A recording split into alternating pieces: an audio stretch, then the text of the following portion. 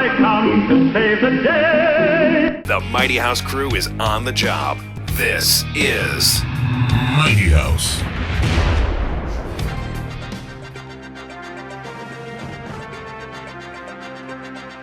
Here we go with the Mighty House special report brought to you by Rich Calgill, who's over there, and Ron Calgill.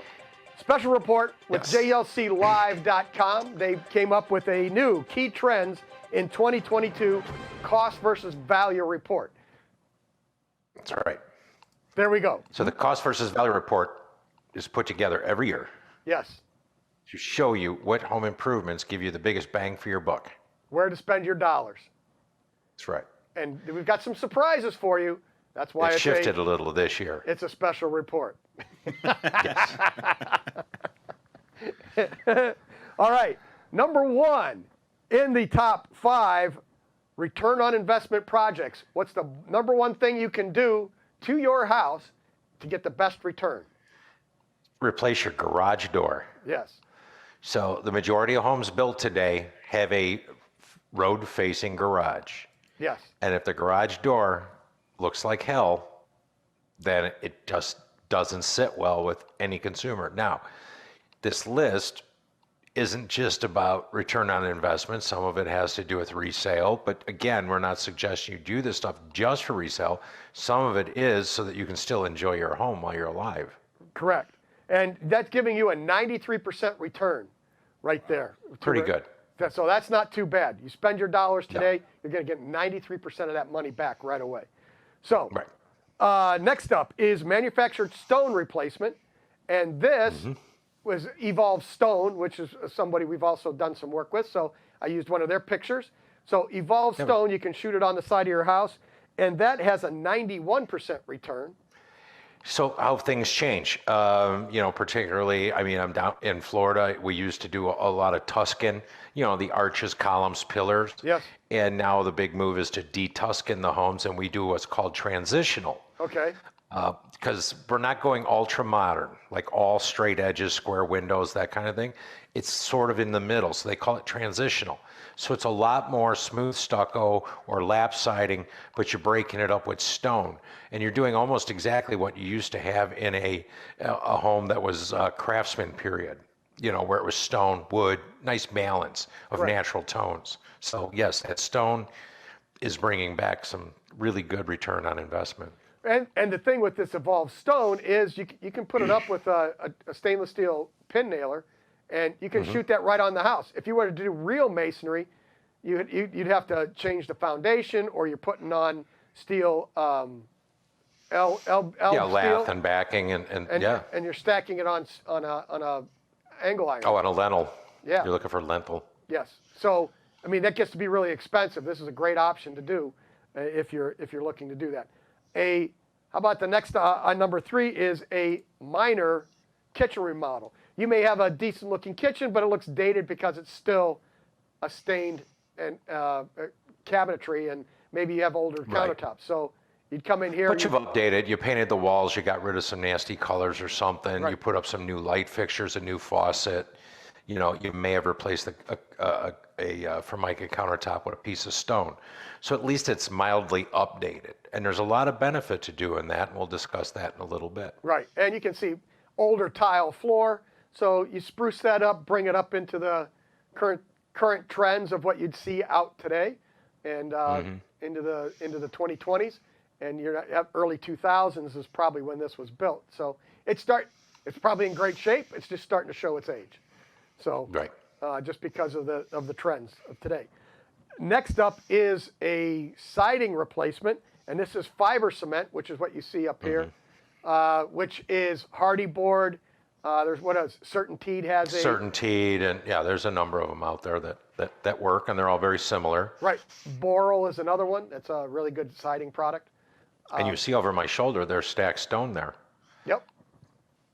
So that's craftsman style. So between the stone on the base of the columns and then the nice hardy plank siding, you could have an old tired looking house, and for really not a ton of money, you can really doll it up and make it really low maintenance. So, and that has a pretty good return on investment. Right. So your siding is a 68% return, And the manufactured stone is a 91% return. So, I mean, you're looking at when the job's done, you're getting the majority of your money back right away, if not more in this current added market. value to your home. Absolutely. Correct. So there you go. And the last one of the top 5 is a vinyl siding or a vinyl window replacement.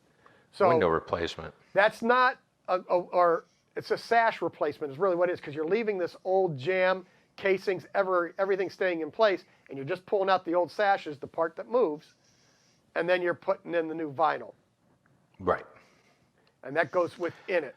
So, And I would only argue that in the sense that we talk about windows all the time, and do you really need new windows? So if you're pulling out sashes to put in a vinyl replacement, typically it's an older home that, yeah, it might be time to do it. Maybe it's to reduce solar heat gain, you know what I mean? Or ultraviolet by you adding low E glass, things like that. But if you think you're just going to save energy because you ripped out a window and put in this window, it's not necessarily the case unless it's leaking a ton of air. yeah. So again, go back and listen to some of our shows on replacement windows and get all the facts before you Go spending jump on that one. Yeah. I mean, because for one window, you could spend $900, $1,000 with a Pella or Marvin. You could also spend $200 or less than that on the same thing in a vinyl.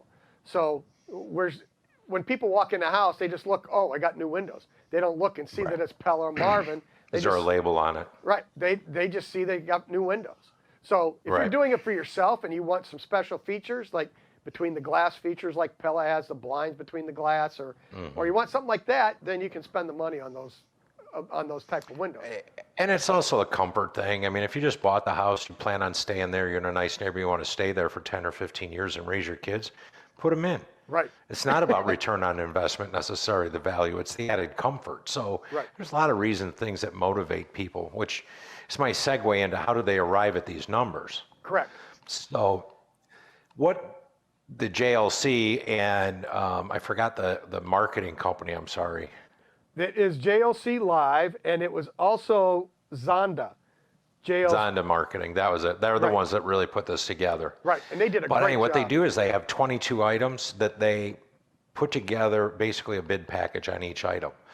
And they send it out every year, the exact same bid package. So every year they get that back with the new cost. You know, things keep going up in value, and the last 2 years have been really tough. But then they go back to the National Realtors Association, and they start looking at the net return on that investment.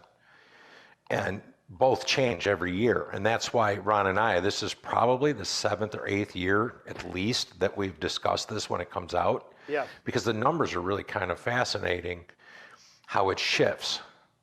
Right. So Right. And one of the things that has really changed is the curb appeal, right? correct. So curb appeal has knocked kitchen and bathroom models out of the top 10. Yes. So if you notice, we talked our top 5. Garage doors, manufactured stone, minor kitchen remodel, that's an interior.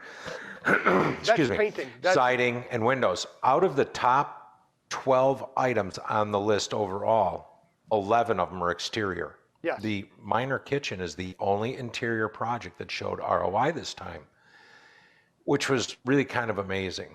Yeah. No, and it was. And that was my takeaway from this, because kitchens and baths were always in the top 5, top 10. But that's complete remodels. You know, that's Right. where you're going to get your money back. And to see that they're not in the top 12 is just amazing to me. So, Look at the picture you've got up there right now, yeah. curb appeal. yep, that's it. When You know, people, does that not, when you drive up to buy that house, you go, damn, that's nice looking. right. You know, manicured yard, nicely appointed house.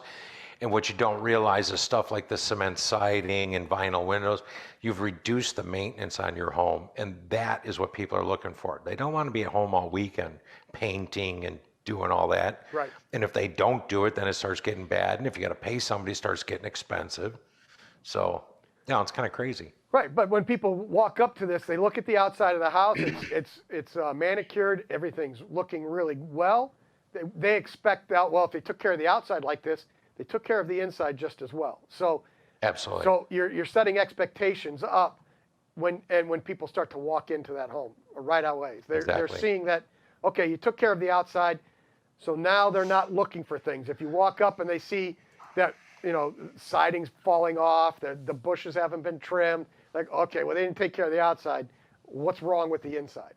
And Right. And it automatically reduces how they're going to feel about the house walking in. If it's on the market, you're darn right. It's just going to make them look more closely at everything and reduce your offer. Correct. Because they make an assumption, whether it's true or not.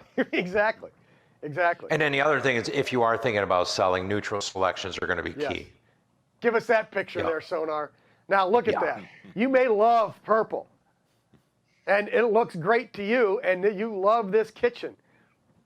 You've got to find What's in somebody Minnesota? Isn't that the artist formerly known as Prince? That Yes. was his kitchen. That's his. Okay, this is his kitchen. Now, that's great, but now you have to find another Prince lover that wants a purple kitchen. A Lakers fan. Right. Oh, okay, a Lakers fan. There you go. There's something else. Right.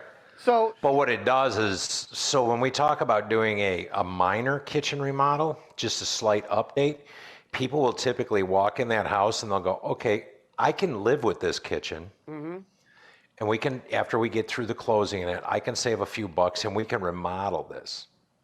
So they can live with it for a year or two, then remodel it. It got good bones. Right. You walk into a house like this and you go, damn. Like, the house is going to cost us this. We don't have $100,000 to redo this kitchen right away, and you run away. I Correct. mean, so yes, be careful. The outside looks so great. Right? Imagine what that looked like if they put black lights in all the cans. oh man, that's so. This is if you're going to stay in a house for the next 20 or 30 years, throw the purple kitchen in if that's what you want. But Right, agreed. But if you're looking to put the house on the market in 3 or 4 years, don't spend the kind of money and do this. Go with neutral colors. Do things that is going to appeal to a wide audience, and that's really where Right. one of the things that came out of this is the curb appeal. So and the selections that you're making have to appeal to a wide audience, not just Right. your purple kitchen. So one of the things that we noticed too on this is that your return on investment isn't quite as high as it has been in some years past. Correct. And one of the logical explanations for it is the material costs are rising faster than you can get return on investment. So if we talk about a garage door, I could have probably got you a pretty nice looking, let's say a 2-inch thick insulated steel door with an enamel paint job on the outside that looks like wood. Right. That would have been $3,500 or something for, say, a 16 by 8. Right. Now you're looking at $5,000 or $6,000. Right. Exactly. So your return on investment might have been 99% at one point. Now it's 93 or it's 89, and it's because the cost has gone up so much. And again, that's why we warn about don't over improve some of it. Don't go crazy on your kitchen, because that could cost you $150,000 for that purple kitchen, and then the next person in the house is going, I don't have $150,000 to spend on a kitchen, so you're done. Yeah. But Exactly. yeah, cost of material and labor is truly affecting our return on investment right now. Correct. And the material costs, labor costs, everything's been going up. Things have gotten really tight. So that's going to impede on the return on investment a little bit. The other Right. thing to kind of watch out for are regional trends. And on regional trends, you might find something that works in Pittsburgh really well, but in Philadelphia it doesn't. So you want to kind of do that. But then there's also within the Philadelphia market, you might have a micro market, a neighborhood that has certain features that all the homes in that micro market have that you're going to have to compete with and make sure that you're at that same level.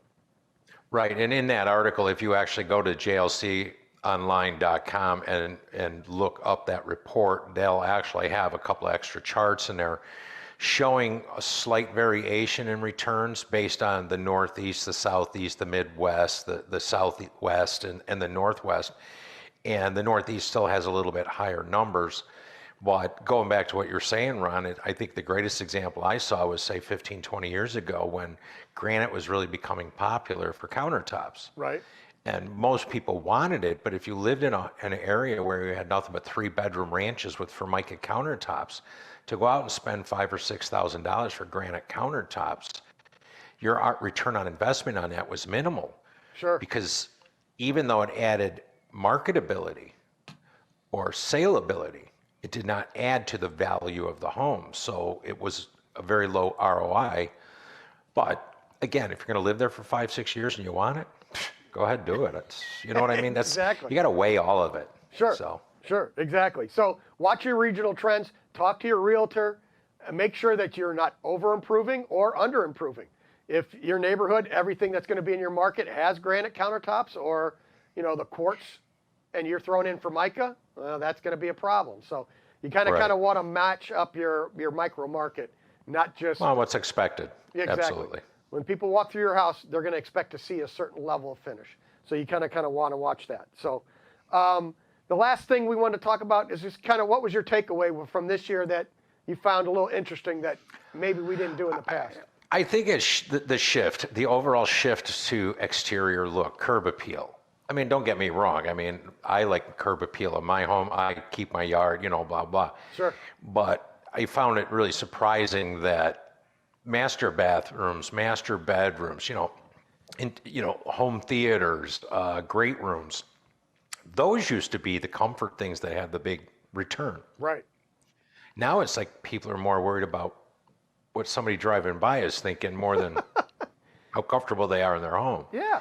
And I don't really think that's the case. I just think it's your return on investment. You know what I mean? So Right. bathrooms and things have gotten more difficult to do. I mean, people want more bells and whistles, but we still only have a 5x9 room. Right. Yeah, there's only so much you can do with a 5x8 bathroom. So Do you guys think Right. that that's what it is too? Is the education for a homeowner has kind of dropped, and the fact of maintaining the inside of a house.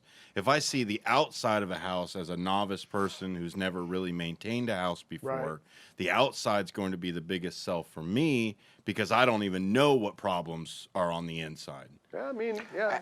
And that could be because the newer reports are now being driven more by millennials. There's more millennials now trying to buy homes. And quite honestly, I remember, was it 5 or 6 years ago, that millennials had no interest in owning homes. Correct.